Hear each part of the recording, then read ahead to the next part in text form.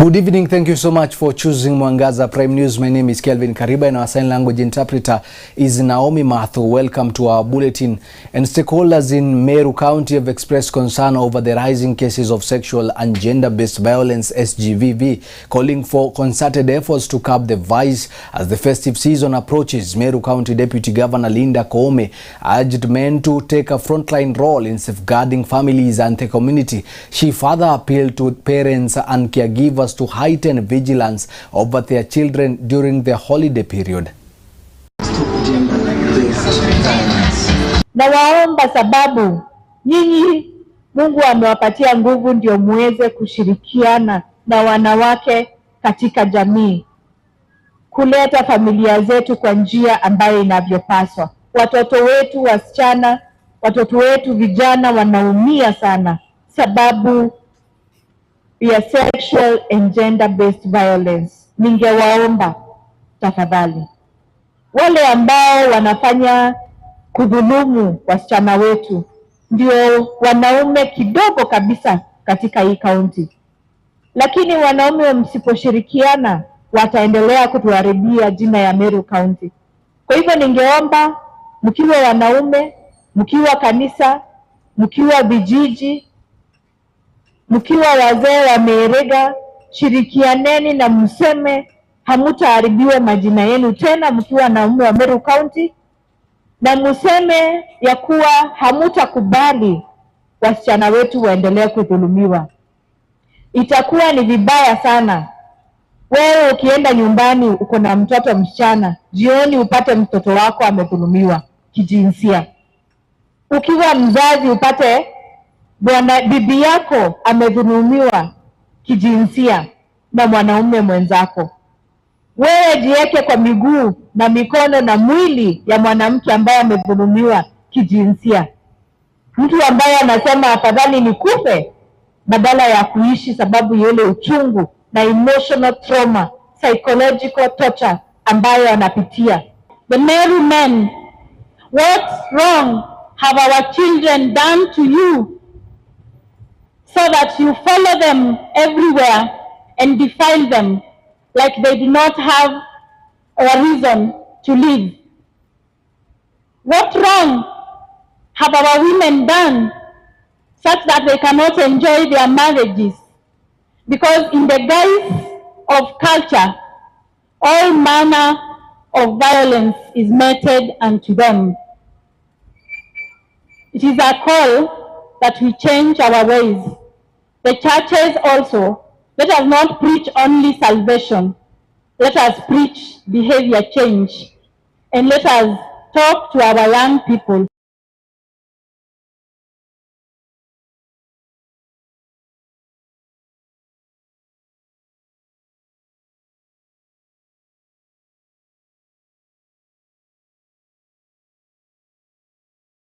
The partnership between the national and county governments was lauded as a powerful catalyst for devolution and service delivery as leaders convened for the 12th National and County Governments Coordinating Summit at State House, Nairobi. The summit spotlighted counties citing significant advancement in key sectors. These achievements include the improvement of healthcare under the Social Health Authority reforms, expansion of the agricultural value chains, progress on county aggregation and industrial parks, and adoption of modern digital service systems.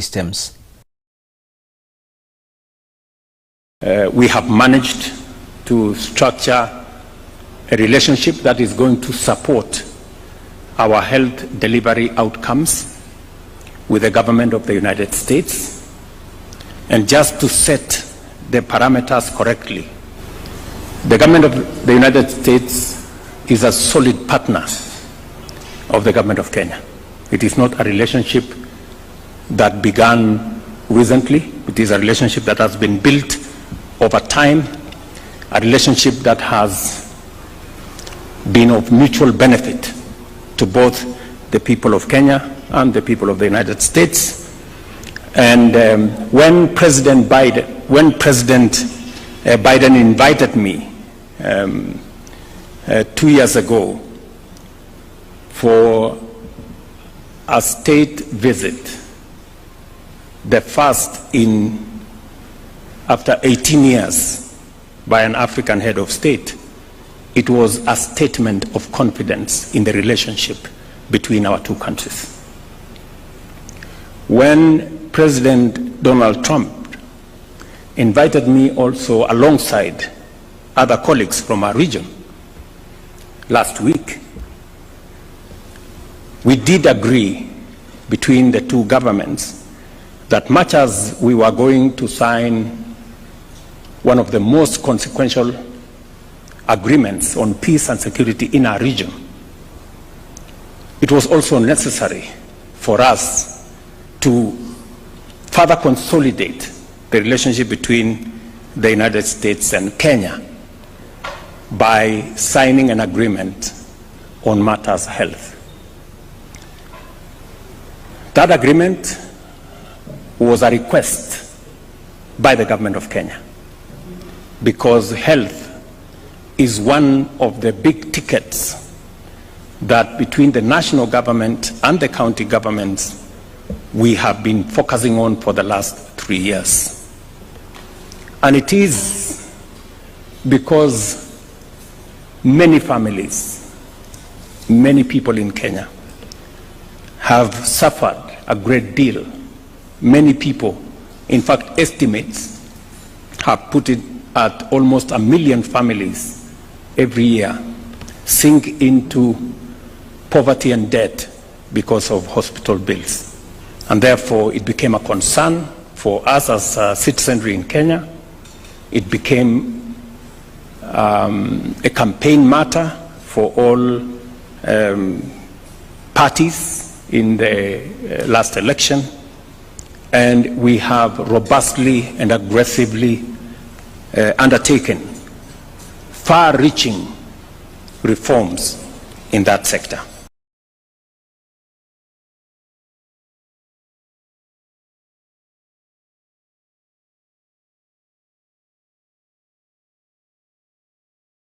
A 22-year-old girl draws her crowds in Nyeri as she attempts 72-hour tree-hugging record since on Monday. The Nyeri Governor Mutahi Kahiga office has explained a steady flow of visitors from all walks of life, each eager to witness the extraordinary sight of 22-year-old woman hugging a tree for 72 hours. Many have been left speechless, unable to understand why a young Trufena Muthoni from Ihwangi village in Mathire constituency, Nyeri County, would subject herself to such a physically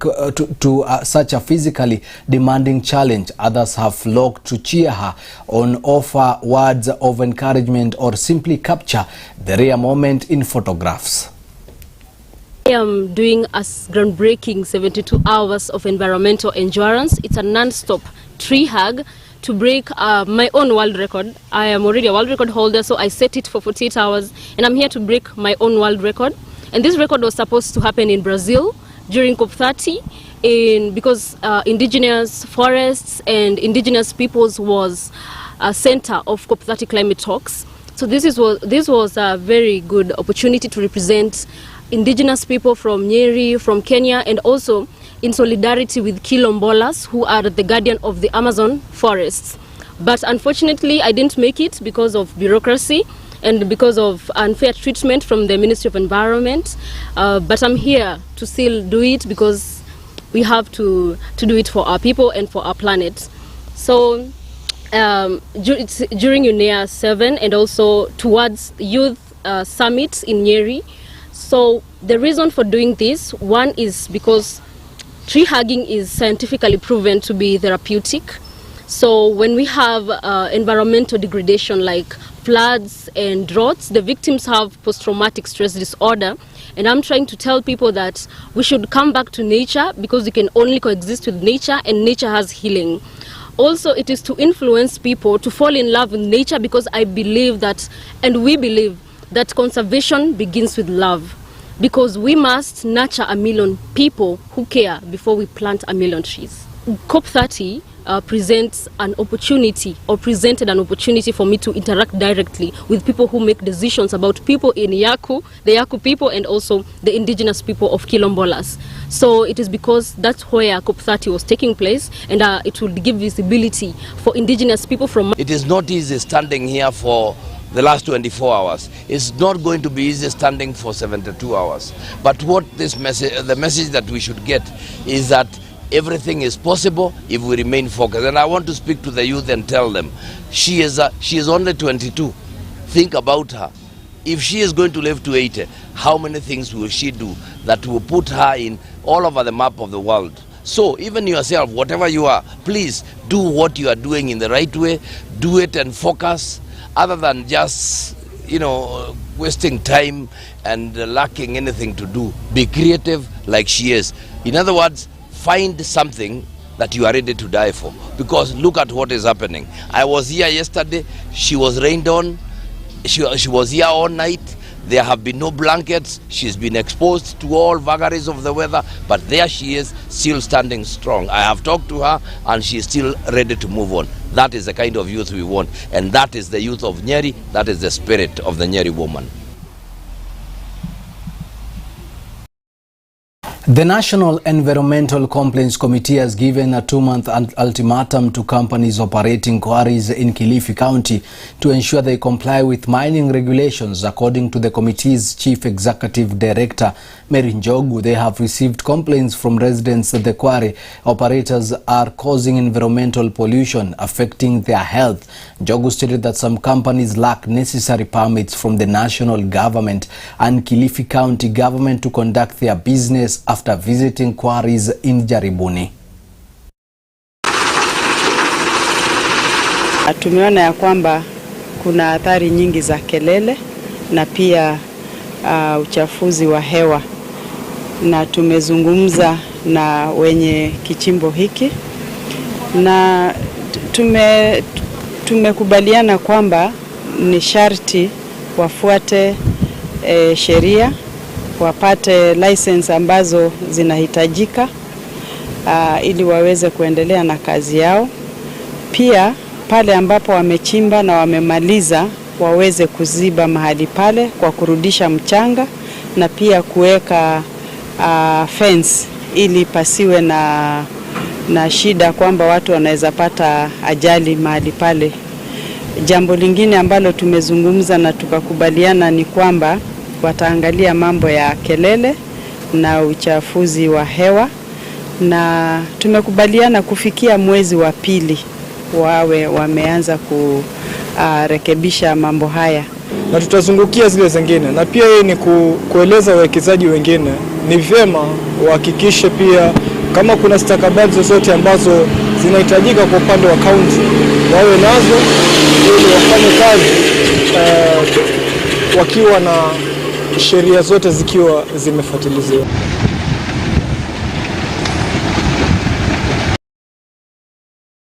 Kenya National Chamber of Commerce and Industry has rejected a draft government bill proposing the establishment of a Business Council of Kenya, a statutory body to represent all business membership organizations in the country. In a meeting held at the Kenya School of Government, Mombasa, KNCCI officials say the government should instead settle for their business entity and make it a statutory body as indicated in an earlier letter by President William Ruto.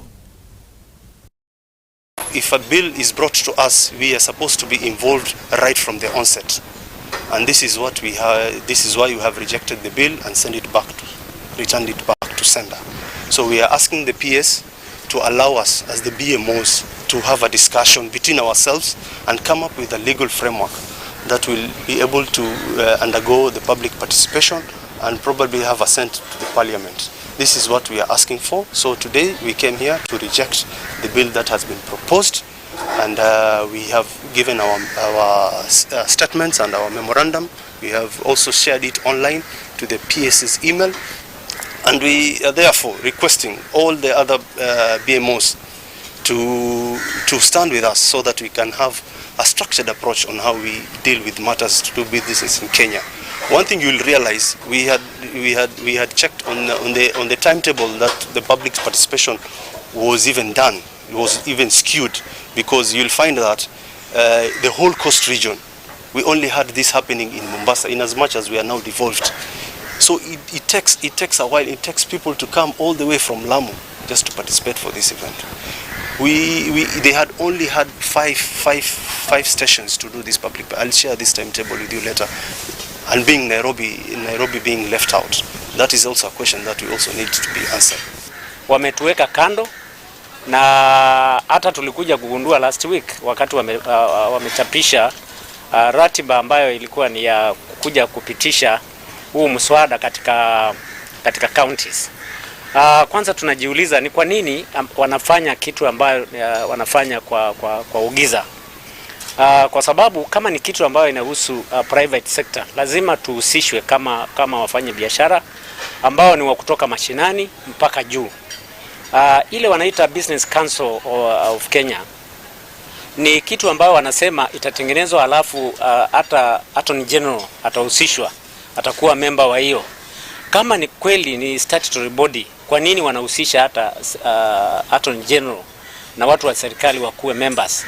Kama ni private sector ambayo tutakuwa tunanegotiate mambo ya biashara na serikali, tupewe nafasi kama watu wa biashara, tutengeneze bill ambayo itahusisha BMOs zote za Kenya, na tutengeneze sauti yetu kama BMOs na kama watu wa biashara.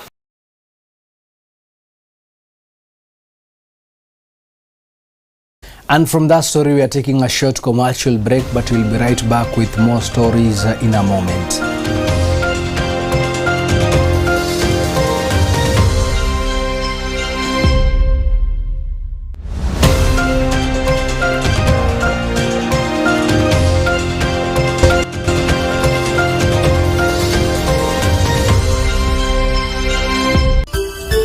Unatazama Mwangaza TV. Tumaini lako.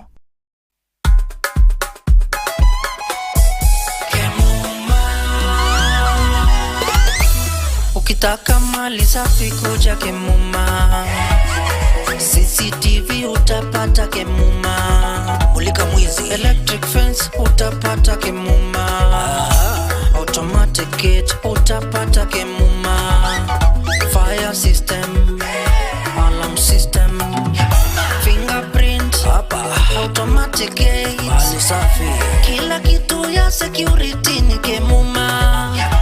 Tumetambulika Kenya nzima Kemuma. Twende nalo Kemuma, njoo na mi Kemuma, twende Kemuma.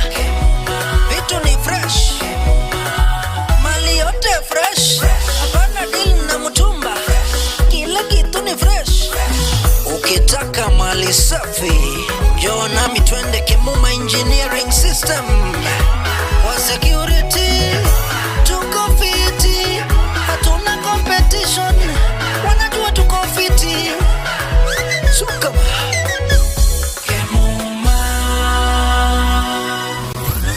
Kemuma Engineering Systems. We mind your security. Is your home ready for an upgrade? Tired of furniture that's just ordinary? Welcome to Grandmark Furniture Hub, where high quality meets visionary design. We craft pieces that transform your space. Imagine sinking into our luxurious ultra comfortable sofa sets, or gathering you or your family around a stunning modern dining table set. Premium beds that scream quality and comfort, stylish coffee tables, TV stands that elevate your living room, side cabinets and office furniture that brings warmth and productivity together. From the softest fabrics to flawless hand-finished detail, every item reflects our promise, creativity and beyond, letting your style shine and allowing your furniture to tell your story. Ready to experience the Grandmark difference? Visit our Nairobi Utawala branch at Heritage Plaza or call us through 0710-228-888 or our Kisitown branch at Magoma Peugeot Plaza adjacent to Quickmart Enchiro, or call us via 0797-089-048 or connect with us on all social platforms at Grandmark Furniture Hub. Grandmark Furniture Hub, creativity and beyond.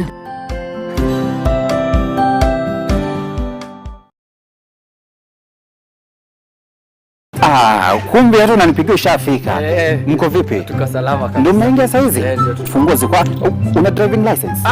Niko nayo. Hebu nione kwanza. Mimi niko na experience ya shakameta. Wow. Yes. Oti, fungua gate.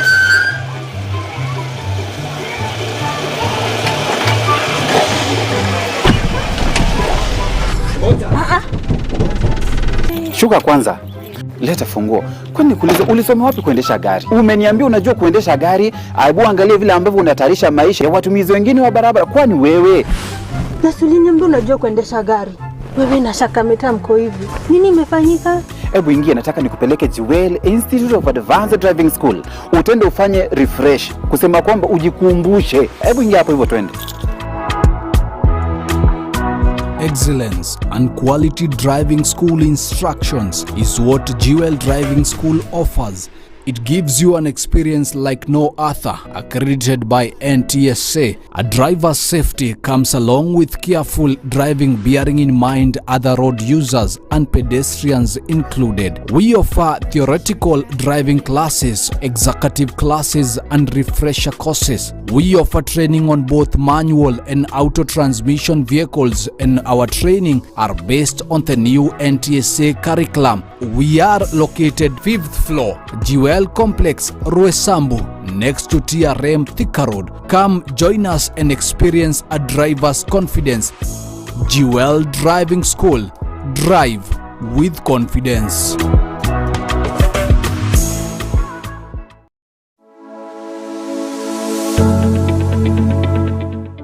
Ukiwa na biashara yako ambayo ungependa imfikie mteja wako vyema na kwa njia sabamba, zungumza nasi kupitia 0758487904, 0758487904.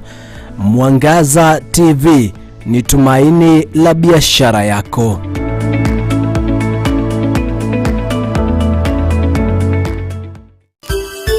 Unatazama Mwangaza TV, tumaini lako.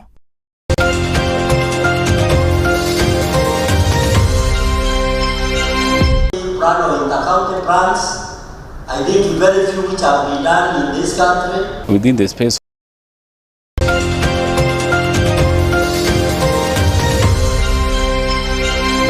Plan of inter-county plans, I think very few which have been done in this country. Within the space of 1 year, when we acquired the city status, what we have done as a county is to ensure that we expand the social infrastructure. By that I mean the roads within the city.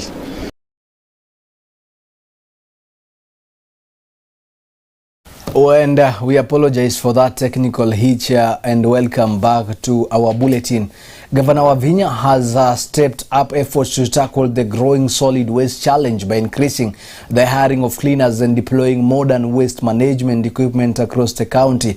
Speaking on the issue, the governor highlighted the ongoing struggle caused by indiscriminate dumping of waste from neighboring metropolitan counties, as well as private service providers flouting designated disposal rules, noting that some of these waste even ends up on our roads, worsening the situation. The county boss raised concern over the misuse of county fuel, with some officers colluding at petrol stations to siphon fuel for personal gain.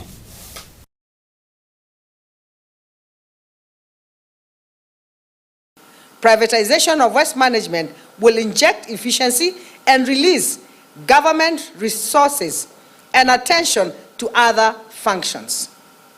I direct the Department of Urban and Housing to implement this with immediate effect. I want to appeal to our members of the public, both individuals and corporate, to exercise care and concern for the environment by disposing waste in the designated waste collection points. Segregate waste at source. Collaborate with new service providers. I call upon Inspectorate team to enforce Environment Act by apprehending those flouting the law. Wale wanatupa takataka ovyo ovyo, kuna sheria katika county government ya Machakos, mtu akionekana anatupa takataka ovyo ovyo ashikwe. Machakos County, mumeona tumekuwa na shida mingi, watu wakitupa takataka ovyo ovyo. Takataka ni responsibility ya mtu. Unaona mtu ako kwa nyumba anakatakata vitu zake, anatoka hapo nje ya mlango anatupa takataka hapo. Katika county government ya Machakos tuko na sheria. Na nataka kuambia sasa kutoka leo we are enforcing hiyo sheria. Ukipatikana ukitupa takataka mahali hauko supposed kutupa, lazima sheria ifuatwe and the law will deal with you.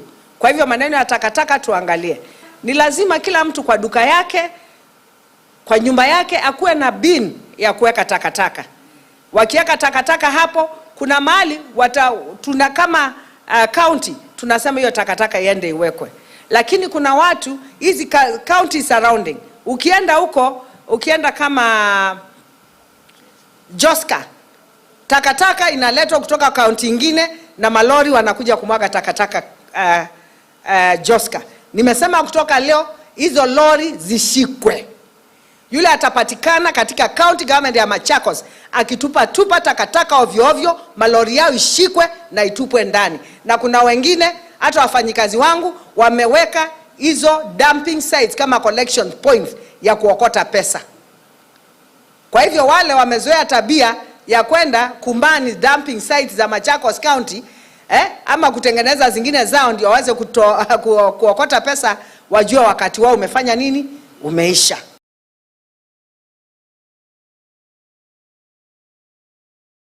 Governor James Orengo has assured residents at all flagship projects in his county have been fully funded despite delays in implementation caused by treasury disbursements.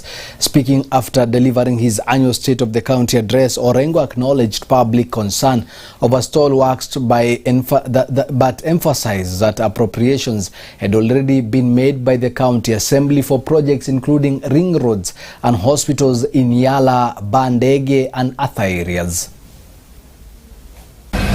According to the government's budget implementation review report for the fiscal year ending June 2025 by the Controller of Budget, Siaya County has been rated as being among the few counties that have spent less of the annual budget on weight and more on development. Recent introduction of systemic changes in financial operations by the National Treasury, that is, introduction of the e-government procurement system, has delayed the rollout of development projects for this financial year due to the uncertainties that have surrounded the new system, including interventions from the courts, a matter that has elicited anxiety and concern from this assembly and the county as a whole. There is now adequate clarity, and all our departments are now under instructions to initiate and fast-track all the related processes for projects rollout. And this is coming at the end of the first half of the financial year. But we have advised all officers involved that this procurement process must be expedited. Arising from unpredictable patterns of the exchequer releases, which is at times marked by delays, the administration has grappled with concerns over timely remittance of salary and salary byproducts, including statutory deduction as well as allowances to staff. This has been progressively rectified, but the Department of Finance is under obligation to prioritize processing and payments of outstanding allowances rightfully earned while discharging duties. It's past 9 p.m. Thank you so much for choosing Mwangaza Prime News. That is all for now. My name is Kelvin Kariba and our sign language interpreter is Naomi Mathu. And I, together with the team behind the scenes, we wish you a lovely evening.